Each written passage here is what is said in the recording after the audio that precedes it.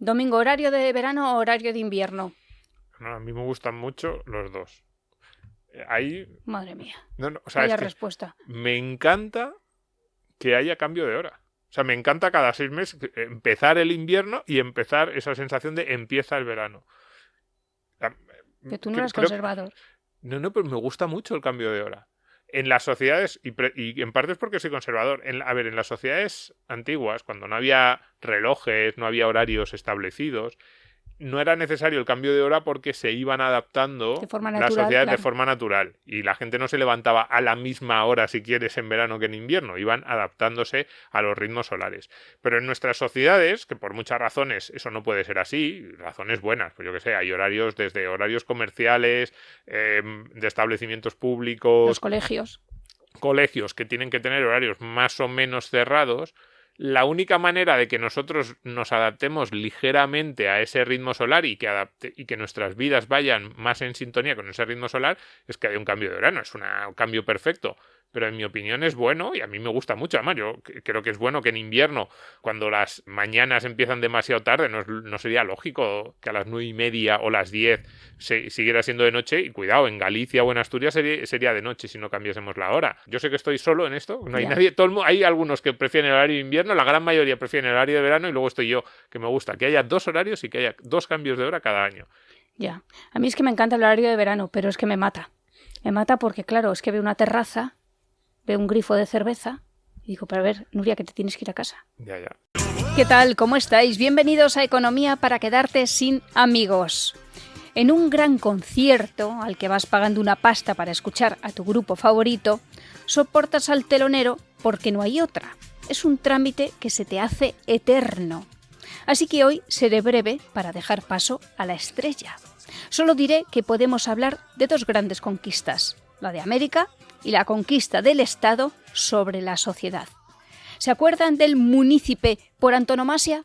¡Alcalde! ¡Todos somos contingentes! ¡Pero tú eres necesario! ¿Cuántos dirían ¡mercado! ¡Todos somos contingentes! ¡Pero tú eres necesario! Con cierta lógica, en la peli de Amanece que no es poco, se pedía que la muchacha turgente que acompañaba al alcalde fuera también comunal. Estado contra mercado. Que empiece el combate. Arriba el telón y fuera la telonera. ¿Qué tal? ¿Cómo estáis? Bienvenidos a Economía para quedarte sin amigos. ¿Qué tal, Domingo? ¿Qué tal, Richard? Hoy estamos también como en familia. Sí. Nosotros, has visto que llamamos familia a todo el mundo. A todo el mundo. Ahora solamente que nos diga nuestro invitado, no, perdonad, mantenemos las distancias. No creo. Estábamos hablando hace un momento de hace cuánto nos conocíamos. Yo creo que 19 años, 18, 19. Yo la primera clase a la que asistí de nuestro invitado. Yo desde que le sigo por la radio son muchos años también. Bueno, claro, de eso yo ya más. lo doy por conocido, me lo apropio también. Sí. Bueno, a ver, ¿con quién nos vamos a enemistar hoy? Con los socialdemócratas de todos los partidos, con cualquier gobierno que nos escuche. Hoy vamos a tratar un tema que hemos tocado en muchas ocasiones, la relación entre el Estado y el mercado. Uh-huh. Y de nuevo, porque yo creo que esto ya lo hemos hecho más veces, ¿no? Vamos a poner en cuestión el gran tótem. Pero yo diría que vamos a tocar uno de esos tabús que es muy complicado en España, que es, nos vamos a cuestionar algunos de los principios básicos sobre los que se establece, sobre los que se edifica el discurso público, ¿no? Y ese tótem que hay a la entrada de nuestras tribus, ese ídolo, pues nosotros vamos a meter un poco con él. Así que vamos a rozar la blasfemia, pero bueno, no estaremos solos en esa actitud. Y de hecho no solo no estamos solos, sino que estamos un poco de celebración.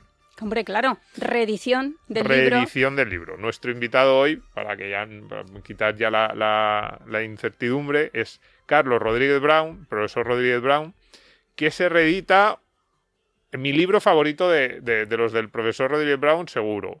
Y Estado contra mercado. Puede que otros tengan otros favoritos, porque además tienen muchos. Estábamos viendo aquí: El liberalismo no es pecado, Hacienda somos todos, cariño, las series de tonterías económicas, 10 ensayos liberales, panfletos. Yo en la universidad me tuve que estudiar el libro sobre los 10 economistas liberales. No eran 10... Carlos, ¿qué tal? Bienvenido. Primero eso. Hola, ¿qué tal? ¿Cómo estáis? Eran 10 grandes economistas. 10 grandes economistas. Pero a mí el que más me gusta es este. Que yo lo tenía en Kindle, porque en Kindle sí que estaba disponible en Amazon, sí. Pero no en papel. Y ahora el Centro Diego de Covarrubias lo ha editado en su colección de Unión Editorial. ¿Es así? Es. La colección de Cristianismo y Economía de Mercado. Este fue un libro que se editó en el año 2000, Taurus. Y yo he protestado mucho porque este libro no estuviese accesible. Hay gente que a lo mejor podrá decir, bueno, esto de que te gusta el libro, pues claro, teniendo aquí al invitado, el profesor Rodríguez Brown, ¿cómo vas a decir otra cosa, no? Parece una cuestión de cortesía. Pero reivindico este libro y reivindico mi amor por él, lo mucho que me gusta, porque cualquiera que me siga, hemos hecho aquí algunas galerías de los libros imprescindibles para aprender economía, los libros imprescindibles para introducirse en la ciencia económica. Es un libro de guión para 20 podcasts. Y cada una de las galerías que yo he hecho en los últimos 10 años en Libertad Digital con ese enfoque, libros para introducir, tenían incluido este título porque me gusta mucho y me parece un libro que precisamente cuando yo vi que era difícil de encontrar, porque bueno, pues se acabó las ediciones del año 2000, yo decía, pero es un libro muy, muy bueno, esa... Pues solo por terminar, es que me gusta mucho. Que es porque habré invitado ya que está aquí, digo yo. Un libro pequeñito, muy fácil de leer y al mismo tiempo con muchísima profundidad. Así que tengo que reivindicarlo y ahora que hable solo el invitado. Vale, como hay que vender libros, Carlos, ¿qué has retocado? Pues fíjate. Ese prólogo. Fíjate, he puesto un prólogo, pero esencialmente es el mismo libro. Y tengo que decir que me da muchísima satisfacción el hecho de que el libro claramente has envejecido mucho mejor que yo. Quiere decir que no ha envejecido. Lo escribí hace un cuarto de siglo y la verdad es que ha envejecido muy bien y no lo he retocado prácticamente nada. Y es verdad que el objetivo que tenía cuando lo escribí era un objetivo bastante, digamos, atemporal, ¿no? Eran las grandes cuestiones de política y economía. Procuré no poner fechas, ni no poner nombres propios, ni lugares. Me iba simplemente al mundo de las ideas. Y las ideas, pues yo creo que tienen una vida más sana que la nuestra, las ideas liberales.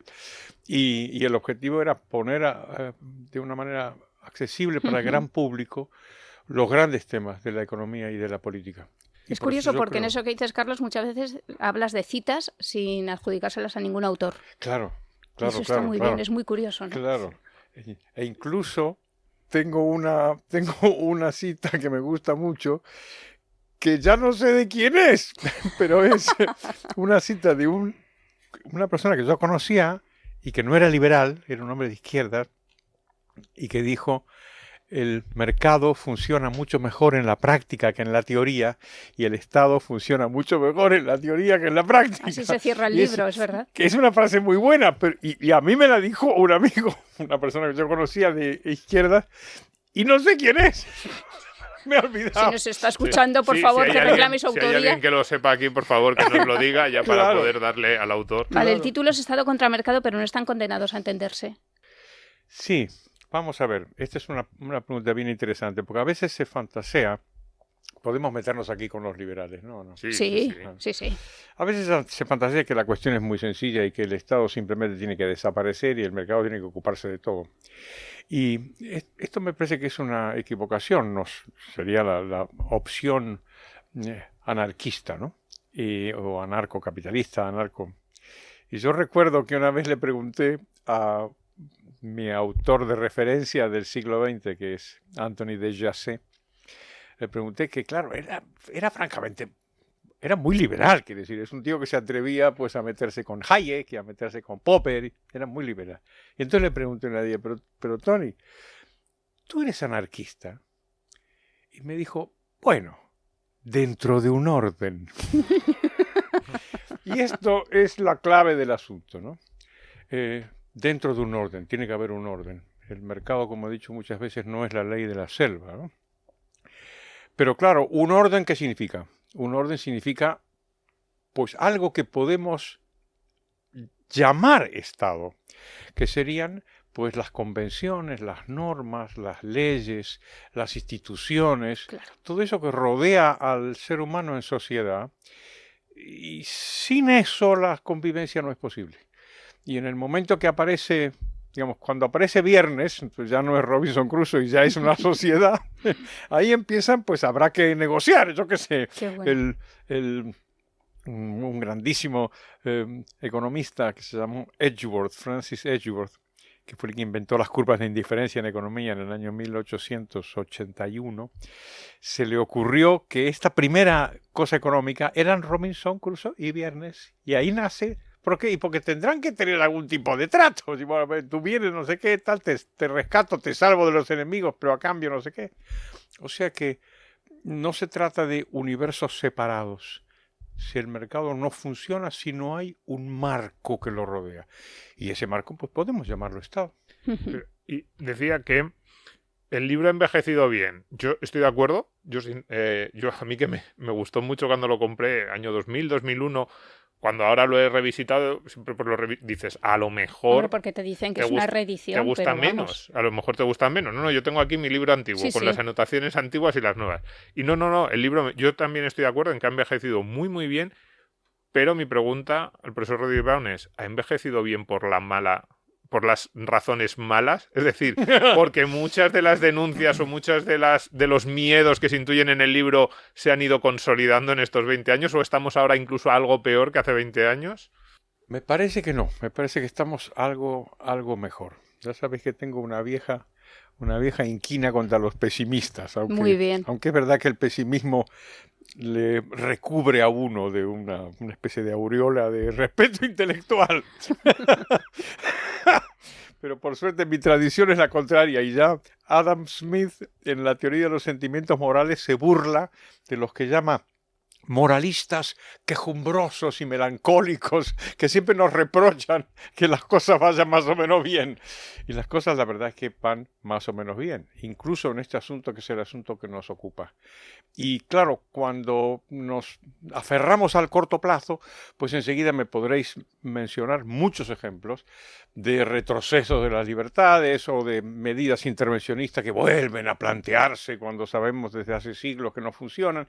Y entonces podemos decir que estamos mal, como apuntaba Domingo hace un segundo. Pero yo creo que hay que tener un poquito de perspectiva. Y en el momento que tienes un poquito de perspectiva, pues el balance es que no puede ser más que positivo. El balance para la libertad no puede ser más que positivo. Es que hace 50 años, que para términos históricos no es nada, es que había gente que no solamente defendía el Estado, sino que defendía el comunismo, defendía el socialismo, defendían a Rusia, defendían a China, después defendieron a Cuba, después defendieron a Venezuela, a los sandinistas, y una y otra vez fueron derribando esos ídolos. Incluso, si os fijáis, para hablar de la más plena actualidad. Fijaros el debate que hay de política económica en el seno del propio gobierno. ¿Qué es lo que está habiendo aquí? Hay unas posiciones que son muy, muy intervencionistas, que son las de Podemos, que en el fondo, lo que dicen es lo que decían los socialistas hace 50 años. ¿Qué quieren? Control de precios, control de salarios, empresas públicas, cerrar la economía. Oye, y ahora son los socialistas los que les dicen a Podemos, no, mira, no estás equivocado, no. Intervenir sí, pero no vamos a controlar los precios. En fin, la distancia con el tiempo, yo creo que podemos tener un balance positivo. Ya me diréis que soy excesivamente optimista, pero yo creo que he planteado algunos argumentos para justificar mi actitud. A mí algo que me pone muy nerviosa es eso de la mayoría silenciosa, porque digo, pues que hablen ya, ¿no? Que hablen ya. Fíjate, la mayoría en realidad es bastante poco silenciosa, porque tenemos obviamente la forma clásica democrática de expresarse, que es votar. Pero también hay encuestas, y también hay opiniones, y también hay este mar a veces proceloso del mundo de las ideas, donde uno puede detectar ciertas corrientes que van hacia alguna dirección, ¿no? Y el hecho de que ahora ya nadie defienda el comunismo como así hacían hace 50 años, o el hecho de que los propios socialistas estén aleccionándolos a los de Podemos sobre los disparates intervencionistas que quieren perpetrar, pues si eso no es una buena noticia, que venga Dios y lo vea, ¿no? Bueno, aquí estábamos discutiendo, pero yo estaba diciendo yo no soy tan optimista. Yo le estaba diciendo al profesor que es cierto que yo creo que estamos mejor que hace 50 años, pero no sé si mejor que hace 20, porque había algunas batallas que parecían ganadas hace 20, 25 años después de la caída del muro, que ahora no sé yo si están volviendo a plantear o defender algunas cuestiones que parecían superadas en aquel momento. Pero fíjate, claro que hay un punto ahí. Claro que hay un punto, pero fíjate lo que ha pasado en las últimas 2 décadas. O sea, ¿qué es lo que hemos vivido en los últimos 20 años? Hemos vivido una crisis Y ahora estamos viviendo otra, pero hemos vivido una crisis que fue muy dura, ¿eh? La crisis del 2007-2008 fue una crisis importante. Y después hemos vivido una pandemia. Y para colmo, ahora estamos ante una guerra. Si os fijáis, son grandísimos combustibles del poder político. Es decir, la guerra, pues lo recordamos desde el libro de Niall Ferguson, ¿no? El de la economía durante varios siglos. La guerra está íntimamente asociada con el Estado. Y uno lo comprende perfectamente. Porque, Nuria, querida, es que te matan en la guerra. No sé si sabías. No, Entonces, iba a ir claro, mañana, pero... entonces, ¿qué haces tú cuando viene el poder político y te dice, mira la frontera, mira el vecino? Ese te va a matar, Nuria. ¿Qué haces tú? Pues dices, pues habrá que rendirse, habrá que sacrificar mi libertad, habrá que aceptar usurpaciones de todo tipo que el Estado nos inflige ante el gran temor que es el temor a la muerte. Y ahí eso funciona igual con la pandemia. Pero qué decir de la peste, por Dios. Vamos a llamar la peste, que es el nombre verdadero que tiene. Otra vez, es ese grandísimo enemigo que es inmediato y que te mata. Entonces viene el Estado y te dice, yo te voy a proteger y a cambio pues voy a empezar a recortar tu libertad, te voy a meter en tu casa, no sé qué, tal. Y entonces en esas extrañas transacciones que celebramos los individuos con el poder, estas dos amenazas, la guerra y la peste, son grandes desactivadoras de nuestra resistencia. Y con la crisis económica pasa lo mismo. La crisis siempre fue animadora del poder político. Pensemos en los años 30. La crisis del 30 fue la animadora del gran intervencionismo que vino después. Y es natural que en ese contexto, digamos, pues estemos algo más dispuestos a renunciar a nuestras libertades. Esto dicho, primero le doy la razón a Domingo y cuando está distraído, ahí le meto yo una zancadilla y ya lo hago a tropezar. Incluso en ese caso, Domingo, fíjate la resistencia que ha tenido la gente ante eso. Fíjate la resistencia que ha tenido incluso ante la pandemia. Es decir, oiga, sí, bueno, vale, de acuerdo, por supuesto, sí, claro, la pandemia, pero no me mete usted en mi casa, no me cierre usted la tienda, si hay una opción. Asunto bien interesante, en Madrid, por ejemplo, claro, de que hay un gobernante que protege a los comerciantes, pues entonces pues vamos y la votamos. Este tipo de resistencias yo creo que son muy interesantes y antes no existían, digo, para avalar mi tesis optimista. Y último, después si queréis podemos elaborar más sobre esto. El asunto que me preocupa y me atrae desde hace décadas, como sabéis, que es la cuestión de los impuestos. Es decir, la expresión misma de la coacción política y legislativa, tan misma que lleva la coacción hasta en el nombre, ¿no? ¿Qué pasa con los impuestos en nuestro país? Por primera vez, desde luego, en los 48 años que llevo viviendo en España, por primera vez los impuestos se han convertido en el centro del debate político y los que apoyan una reducción parece que están teniendo cada vez más respaldo. Claro. Esto no pasaba antes. Y los argumentos que te presentan los antiliberales siempre son iguales, argumentos de la crisis, de la justicia social, la desigualdad, no sé qué, defendamos la sanidad pública, los argumentos son los de siempre, pero la reacción es distinta. Es tan distinta que si os fijáis ahora mismo, los candidatos de la izquierda, no Podemos, pero los candidatos del PSOE, están lanzando de manera paulatina, pero cada vez más nítida, mensajes que se aproximan a un mensaje liberal.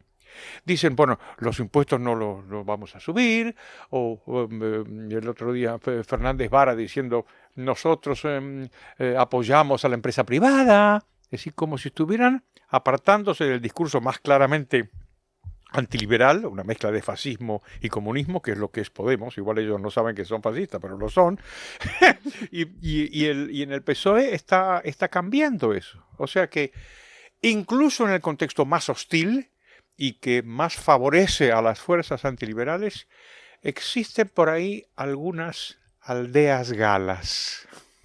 Tú, Carlos, en tu libro es verdad que te preocupas de definir qué es el mercado. que a lo mejor es muy básico, pero yo creo que es necesario, porque a mucha gente cuando habla de mercado le viene mercado de valores. Y Sí. no, el mercado es otra cosa. Efectivamente, el mercado es las mujeres y los hombres libres en sus tratos y contratos cotidianos. Es muy pertinente tu comentario, Nuria, porque efectivamente a veces se habla del mercado primero como si fuera una cosa. Esto tiene un defecto a los periodistas económicos, y yo me considero uno. Tendemos a hacer un lenguaje antropomórfico. Y esto tiene una larga tradición porque la sociedad es muy complicada. Y Aristóteles ya hablaba del cuerpo político. Aristóteles, no Pedro Sánchez. Aristóteles hablaba del cuerpo. ¿Por qué? Y porque si hay un señor, una señora que tienen cuerpo, pues lo juntamos todos y ese todo será algo parecido a un cuerpo. O sea que es fácil pensar en el mercado como si fuera una persona, o como si fuera un agente, o como si fuera una cosa única, o como si fuera un individuo que decide, en fin. Y es, como decía Hayek muy bien, es un orden. Es un orden extenso, le llama él en La fatal arrogancia, para que distinguirlo de los órdenes más sencillos, más primitivos, como una empresa, o una comunidad de vecinos, o un club, ¿no? Sí, el mercado no es una máquina, sino un complejo proceso social de descubrimiento y transmisión de información sobre oportunidades. Así es, que es Así lo que está salvando a Argentina. Eso es, así lo define. Pero no solo eso, a mí hay partes, tengo aquí algunas citas, algunas que había marcado hace 20 años, otra que en esta relectura que he ido anotando, y algunas que coinciden evidentemente, y a mí esta me ha encantado. El mercado es una oportunidad, nunca una amenaza. Porque es frente a esa imagen del mercado como un ser, efectivamente, amenazante, un ser que podría acabar con los pobres, con las personas que pasan por allí sin darse cuenta, esa idea de la oportunidad, porque nos permite ofrecer a los demás aquello que los demás están buscando, sacando lo mejor de nosotros mismos. Es una amenaza que además nos obliga a pensar en qué quieren los demás de nosotros, que me parece una idea fantástica. Fijaros que eso que me parece que efectivamente es así, que el mercado es así, es habitualmente interpretado en el pensamiento antiliberal de una manera justo al revés. Si el mercado es un peligro, es una amenaza, en el mercado te engañan. O hay algo que tiene muchísima tradición en teoría económica, el mercado tiene fallos. Para eso está el Estado.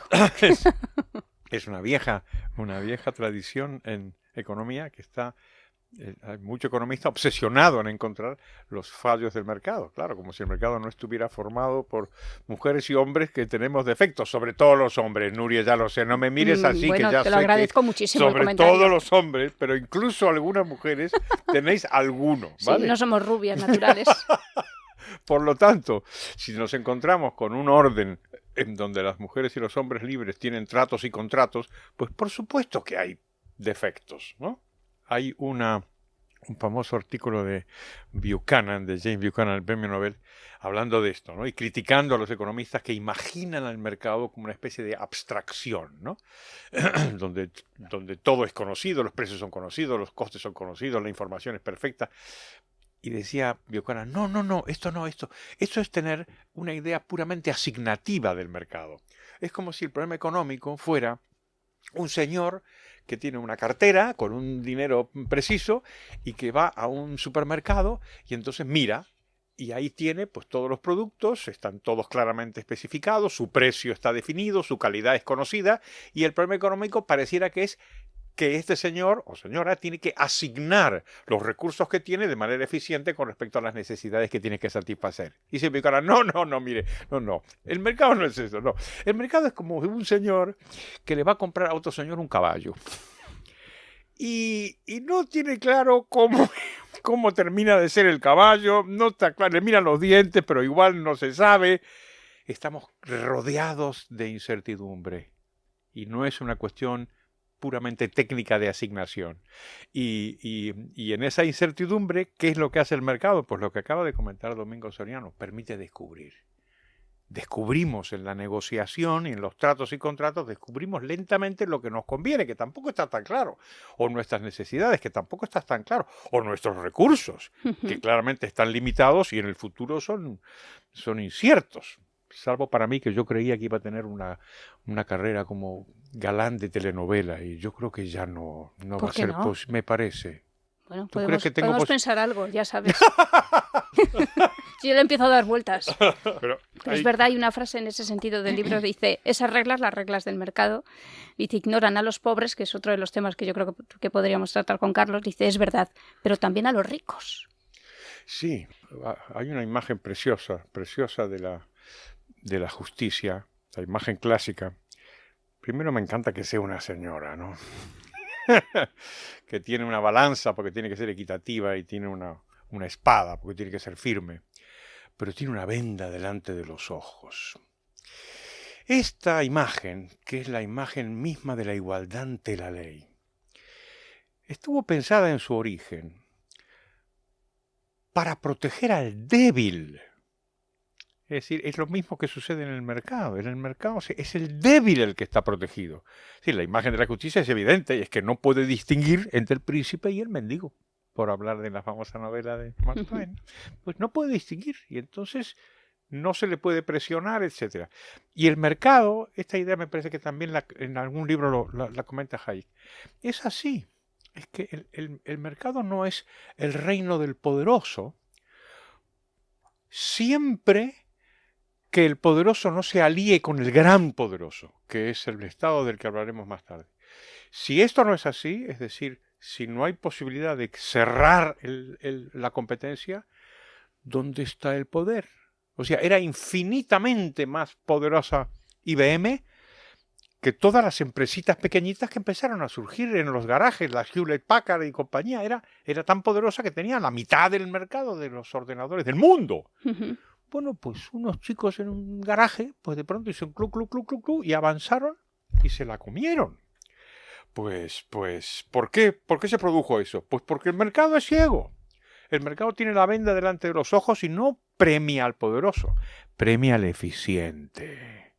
Esta es la clave.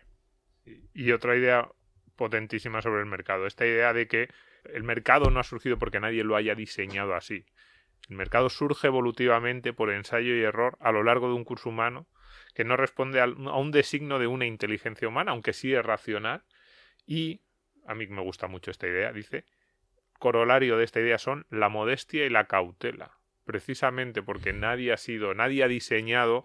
Mucho cuidado con creerte más listo que ese diseño que ha surgido evolutivamente, y mucho cuidado con meterle mano esa idea, esa creencia que tienen los intervencionistas de todos los partidos de que tienen todas las soluciones a un Excel de distancia ahora mismo. Y contra eso alerta, por eso a mí me gusta mucho esa parte.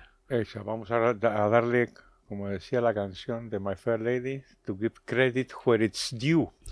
Esa idea es de un pensador escocés que se llama Ferguson, ¿no? ¿Os acordáis? Que decía que los hombres, como decía, tropiezan con instituciones que son fruto de su acción, pero no de su designio. Y el otro claro, está Adam Smith, o mejor incluso Bastiat, ¿no? Cuando decía de lo que no se ve. Las metáforas en economía son engañosas, y la más famosa económica también es engañosa. La mano invisible es engañosa porque sugiere que hay una mano que organiza y que maneja, como su nombre lo indica, ¿no? Y Bastiat, con mucho tino, le quitó la mano a la idea y dijo simplemente lo que se ve y lo que no se ve. Se qu'on voit et ce qu'on ne voit pas, ¿no? Y la sociedad es muy compleja, no la vemos, no conseguimos entenderla perfectamente. Y de ahí viene lo que dice Domingo Sereno con toda razón. Esto es muy complicado. Sea usted modesto, sea usted cauteloso, no me venga a intentar organizar la sociedad como si fuera un artefacto, porque no lo es. El Estado monta sus propios mercados, por ejemplo, el mercado de la pobreza. ¿No, Carlos? En el sentido de que crea pobres y los utiliza para legitimarse. Así es. Sí, efectivamente. Uno de los grandes problemas de nuestro tiempo, de todos los tiempos, la comprensión de la política, ¿no? La comprensión del Estado. y que siempre es una cuestión difícil y por algo estamos pensando en el Estado desde los griegos hasta nuestros días, ¿no? Esta idea de la política a la cual se le mete en algún momento dado este virus de la libertad, que es la idea de que el Estado tiene que estar limitado. La idea del poder limitado es una idea completamente revolucionaria. Para entender eso, simplemente basta con pensar qué diría, no sé, Ramsés II, por ejemplo. Si te acercas tú, Nuria, y le dices, che, Ramsés, porque tú le dirías che, porque él es un poco argentina, che, Ramsés, tu poder está limitado. Pues no entendería. Y el paso siguiente me daría que un latigazo. te pondría a hacer lapidazo. Un latigazo si fuera suave, si le pillas de buenas a Ramsés. En algún momento dado, la noción de que el poder debe tener límites empezó a calar en la sociedad, en ese mar del que hablábamos antes. Esa es la gran revolución liberal. Y yo creo que sigue siendo válida ahora como en tiempos de Juan de Mariana o de John Locke o de Adam Smith o lo que sea. La idea de que, y en el fondo es paradójico, ¿no? Porque si el Estado es esa entidad tan buena que nos representa a todos, que nos cuida, que nos protege, porque tiene que estar limitado. Claro, ahí lo que ocurre es que la diferencia entre Ramsés y el actual Estado democrático, yo tenía aquí apuntado, uno de los peligros para la libertad actualmente a mí me parece que es la democracia y esa idea de que todo se tiene que decidir por mayorías. Porque a Ramsés era... No digo que fácil, pues se tardan muchos siglos, pero bueno, parece que es relativamente sencillo el argumento de por qué Ramsés va a mandar sobre ti. Pero cuando somos todos, eso parece que legitima más al Estado para meterse en sitios en los que Ramsés no se habría atrevido. O los gobernantes de la Edad Media que nunca se hubieran atrevido a poner los impuestos que tenemos ahora mismo porque habrían sufrido unas protestas, probablemente les habrían depuesto. Y sin embargo, el Estado democrático sí se siente legitimado para hacer algunas de esas cosas. Sí, hablas, Carlos, de un desenlace extraño de la democracia. Es un desenlace extraño, desde luego. ¿Por qué? Porque se supone que la democracia es que el pueblo elija. Y sin embargo nos encontramos con el crecimiento de los estados, estamos eligiendo cada vez menos. Esto, otra vez, hablemos de los maestros, ya lo intuyó Tocqueville, 1835, de la democracia en América, cuando habla de los peligros del Estado democrático, que le está intuyendo cuál puede ser su futuro, y este es el peligro que detecta. Dice, podemos llegar a un Estado democrático que sea un Estado paternalista en el peor de los sentidos, que sea como un pastor que lleva a los rebaños o como un padre que no cuida a sus hijos para que crezcan, sino para que no crezcan y para que permanezcan siempre dependientes de él. La democracia es un extraordinario legitimador del poder político. Precisamente por lo que ha comentado Domingo hace un segundo. Porque claro, los poderosos tendrán muchos defectos, pero idiotas no son. Entonces siempre han buscado legitimarse. De ahí que digan, por ejemplo, que su poder derivaba de Dios. Claro, porque está muy ya. Y lo mismo, cualquier estratagema que podamos imaginar. Representa la raza elegida, la clase social, lo que sea. Pero la democracia es completamente perfecta en ese sentido, porque como alguna vez he dicho, en la democracia el Estado le pone un espejo al pueblo, delante del pueblo, le pone un espejo y le dice, yo soy tú. Y a saber, Nuria Richard, ¿cómo te revelas ante eso? Porque claro, si resulta que el poder dice yo soy la raza elegida, tú puedes decir, caramba, pues yo soy judía y yo quiero vivir en libertad, ¿no? O si dice que el poder depende de Dios, dice porque pero si el poder dice que eres tú. Eso, si me llama pueblo, ¿qué va a hacer? A ver quién va a levantar la mano. Y efectivamente, así es, legitima el poder político, como dice Domingo Sariano. Pero, al mismo tiempo, como todo es cal y arena, le permite al pueblo elegir. Es que la democracia tiene esa cosa maravillosa que tanto le gustaba decir a Karl Popper, es que la democracia es el recambio de los gobernantes de manera incruenta. Oye, es un gran avance, Desde luego. Si consideramos los torrentes de sangre inocente que se han vertido a lo largo de la historia para resolver el problema de ¿quién manda aquí? Es que se mataban los reyes, los emperadores. Y aquí, pues cada 4 años, pues podemos elegir si queremos a Pedro Sánchez en la Moncloa o no. Caray, eso es un avance. Al mismo tiempo, los avances de la libertad también impiden que los poderosos sean abiertamente crueles en sus opresiones. ¿Por qué es incompatible con la democracia? ¿Cómo va a ser compatible con la democracia? No sé, que haya un solo periódico, que haya, como hay en los estados comunistas o los estados fascistas. Entonces, ¿qué hay ahí? Pues una puerta, ¿no?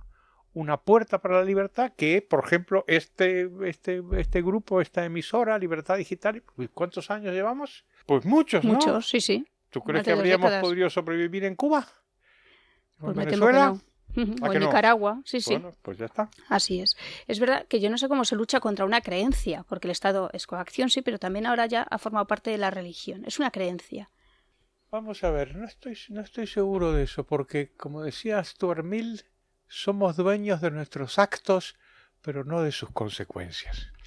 Entonces los estados, a través del proceso que estamos discutiendo aquí, empezaron a crecer y a crecer, hasta los niveles actuales, que son verdaderamente muy, muy elevados. No porque no haya habido estados grandes antes, pero desde luego la evolución del estado democrático ha tendido a crecer. Y bueno, y lo que está pasando es que como tiene que tener algún respaldo en la opinión pública puede protestar. Y da la sensación de que en un momento dado se cruzan ciertos umbrales que el propio Estado, por su propio interés, no le va a convenir cruzar. Cuando se habla tan a menudo de los países nórdicos, hay que recordar que los países nórdicos en las últimas décadas han reducido el tamaño de su Estado. ¿Por qué? Y porque se pasaron. Se pasaron con su tamaño y llegó a superar el 60 o el 70% del PIB y entonces no funcionaba. Y lo empezaron a bajar. Y un libro muy notable de un economista que no es liberal, que se llama Vito Tanzi, hace no muchos años, detectó este mismo problema. Y dijo, el problema es con los estados que cuando pasan estos umbrales, que son los actuales... Caen los feligreses. ¡Claro! Es que la gente se vuelve molesta y empieza a votar a partidos que les aseguran que el Estado va a reducirse. Y el propio Tanzi dice, pues casi mejor que el Estado sea nada más que el 30% del PIB. Y no el 40 o el 50. Quiero decir que flota en el ambiente la sensación de que en la democracia, con todas las debilidades y los problemas antiliberales que detecta Domingo y que detectaba Tocqueville, oye, su propia dinámica lo puede llevar a unas contradicciones que él mismo no va a poder resolver sin achicarse. Y lo estamos viendo en muchísimos problemas que ahora vemos de manera cotidiana. Pensemos en las pensiones, pensemos por supuesto en los impuestos y las protestas contra ellos.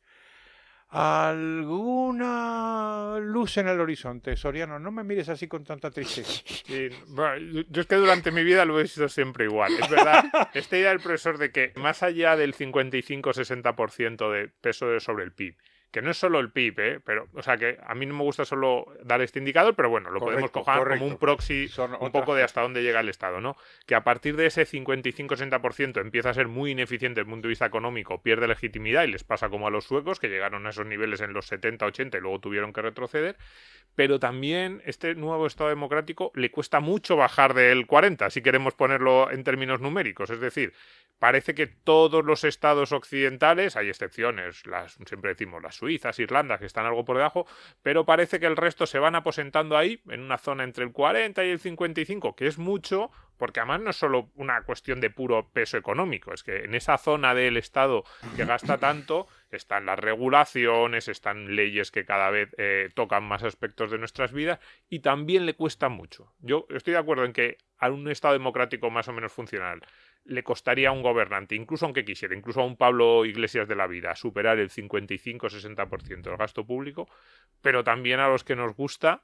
Si yo a veces digo, es que si yo fuera ministro de Economía, no sé con cuánto Estado saldría del cargo 8 años después, por ejemplo, si estuviera dos legislaturas, porque el presupuesto es como un torrente que te arrolla, parece que todos los gastos ya no son para este año, son para décadas.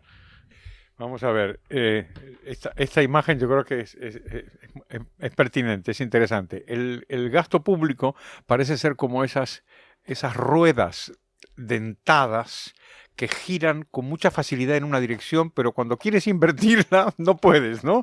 Y esto parece que es así. Pero nos estamos olvidando de algo que es lo más importante. Lo más importante es si mantenemos la democracia, y yo creo que la democracia se va a mantener. La opinión pública puede cambiar, Nuria, Domingo. A veces nos olvidamos de eso. Y eso en realidad es el fundamento.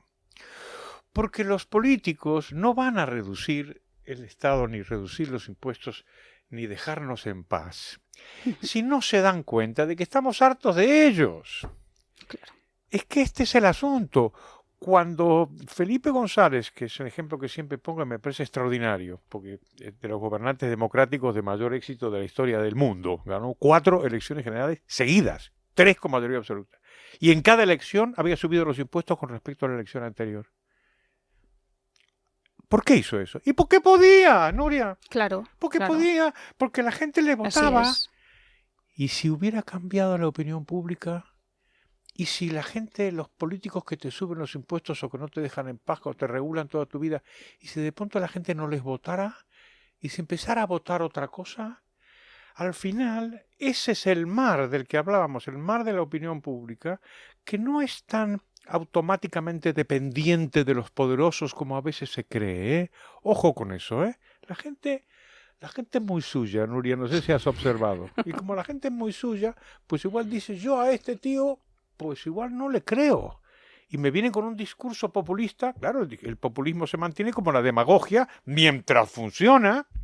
Cuando deja de funcionar y el pueblo, la ciudadanía, la gente corriente le manda mensajes al poderoso diciéndole, mira, casi mejor que no me organices la vida. Igual amanece. Carlos también habla en el libro de algo muy importante para el Estado, esa coartada que es la urgencia. No, claro. Eso es tan bonito. No, claro. La urgencia es una faceta indispensable del antiliberalismo. No sé si habéis observado a Pedro Sánchez, que es un hombre extraordinario, es un caso de estudio, aparte de que sea la encarnación del mal, es un caso de estudio, porque tiene una capacidad retórica para detectar estos mensajes que dice Nuria.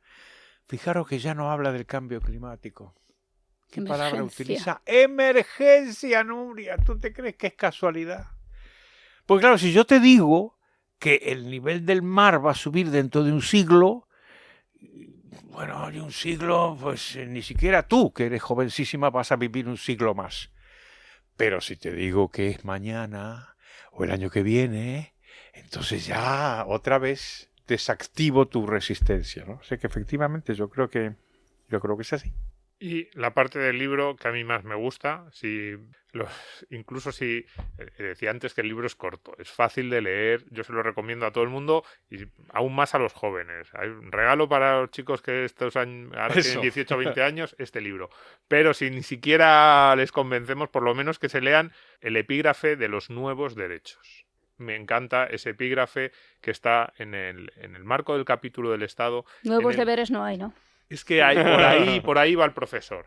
Cuando contrapone las libertades clásicas, esa justicia ciega que decía, y libertades clásicas son iguales para todos, su ejercicio por parte de un individuo no requiere de ninguna usurpación de la libertad de otro individuo, y el papel del Estado resulta contenido, porque precisamente las libertades son para que el Estado no se meta en ellas y lo único que tiene que hacer es vigilarla. Y frente a esas libertades clásicas, que tanto le gustan al profesor y a mí también, las nuevas libertades, los nuevos derechos.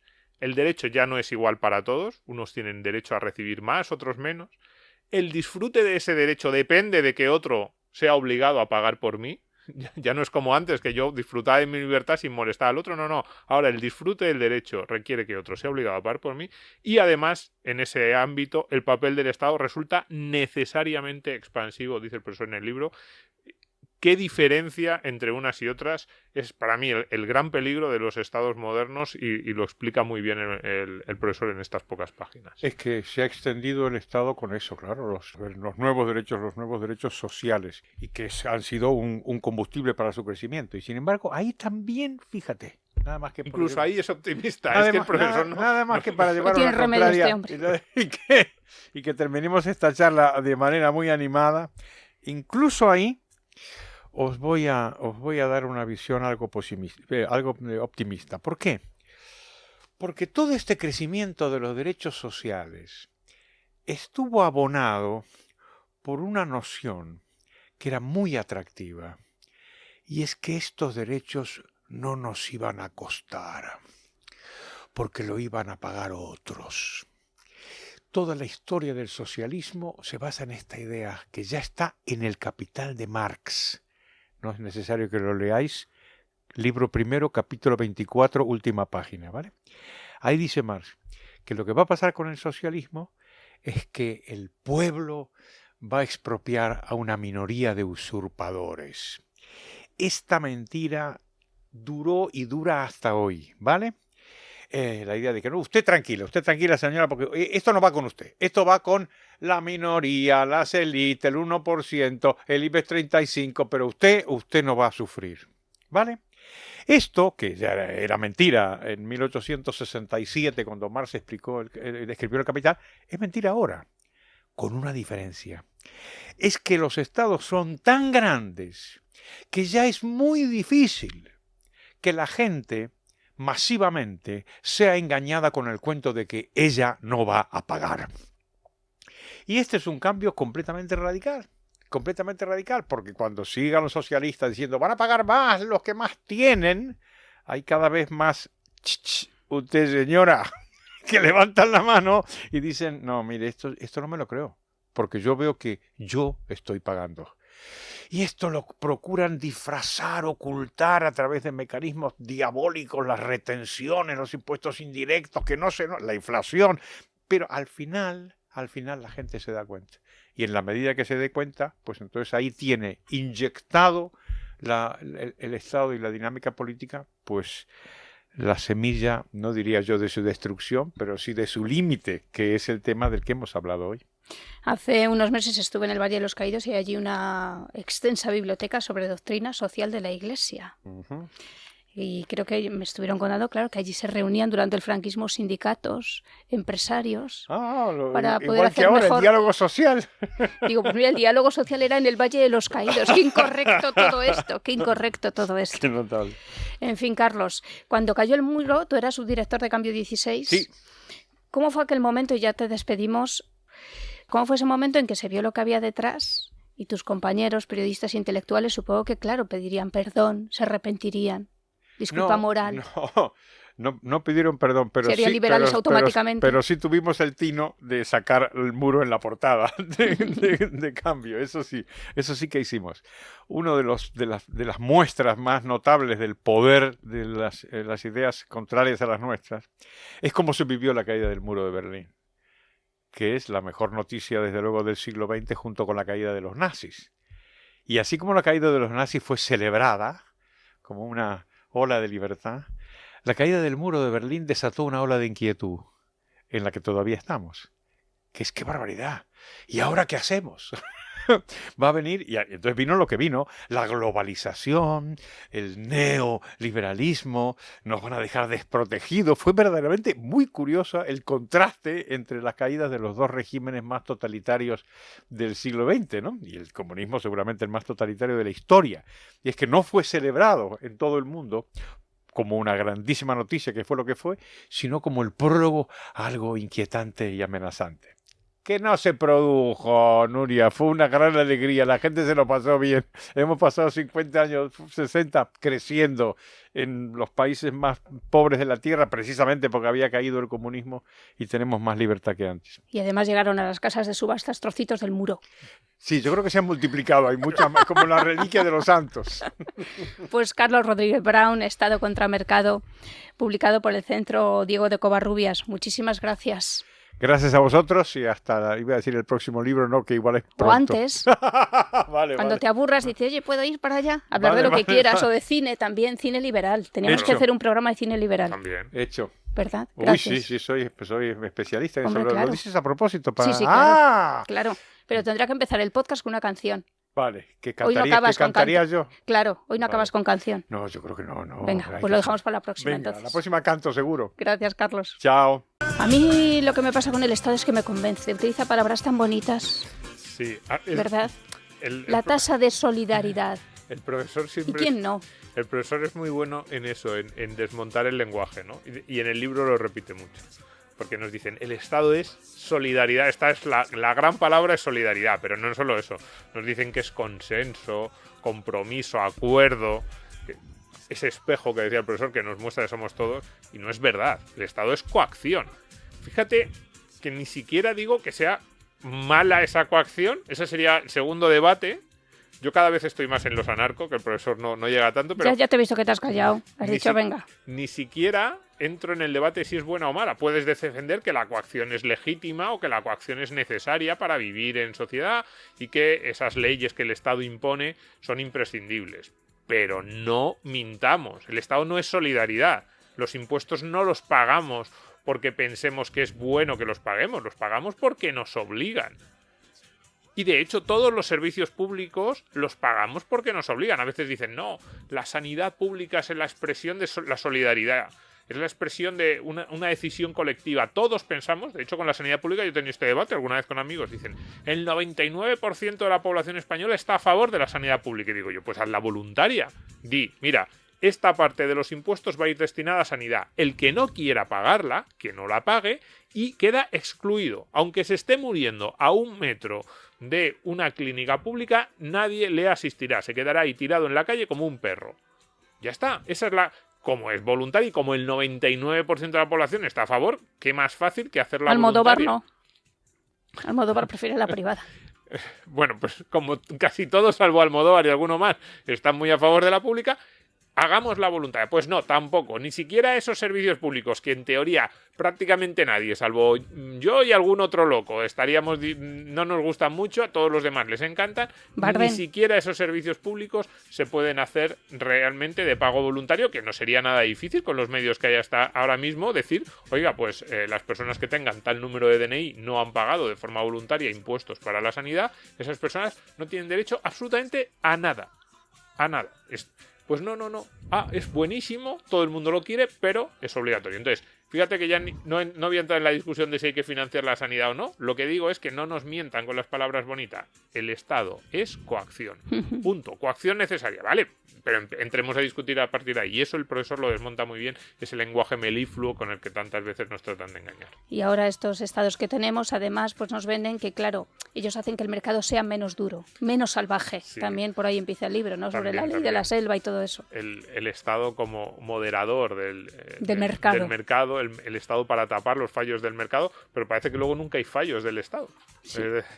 Los gobernantes nunca tienen fallos, el mercado sí, pero los políticos no. ¿Un mercado puede ser activista? El Estado actualmente es activista. En ese crecimiento, en esos nuevos derechos de los que hablábamos, que han facilitado y han legitimado el crecimiento del Estado en el siglo XX, es porque el Estado se sitúa como un activista. Yo ya no solo estoy para proteger que tú puedas ejercer tus libertades, sino estoy para conseguirte.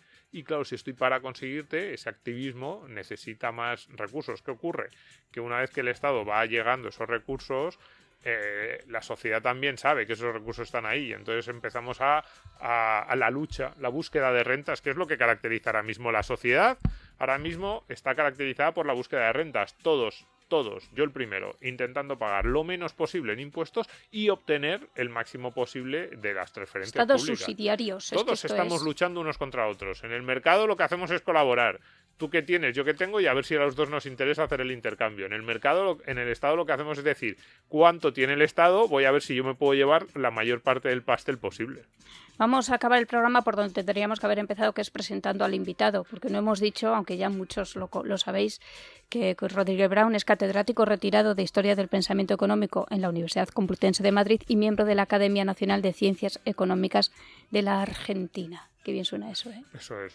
Desgraciadamente no le han hecho mucho caso en su país de origen al profesor, es verdad. Les habría ido mejor. Pero Argentina sobrevive por el mercado. Hombre, por supuesto. Pero eso ha pasado siempre. Pero si hasta en Corea del Norte después de las hambrunas tuvieron que levantar la mano y permitir los pequeños negocios a pie de calle en el que se intercambiaban lo poco que podían cultivar en el jardín, en la parte de atrás de sus casas, porque sin esos mínimos mercados se hubiesen muerto de hambre. Lo mismo pasó en la URSS, en cada una de las sociedades comunistas. Lo que ha salvado a esas sociedades de la destrucción absoluta, ha habido mucha destrucción, pero lo que les ha salvado de la destrucción absoluta es el poquísimo mercado que les han permitido a sus ciudadanos. Pues nada, que hasta aquí hemos llegado, que volvemos más o menos en una semana, ¿no? No sabemos lo que pasará en Semana Santa con nosotros. No. ¿Vas a ir a ver procesiones? Yo creo que habrá programa. ¿Habrá programa? Sí. ¿Estás seguro? Sí. Bueno, ahora hablamos, que yo quiero ir a ver alguna procesión. Yo también. Vale. Pues nada, que gracias a todos por estar ahí y que un abrazo enorme a repartir.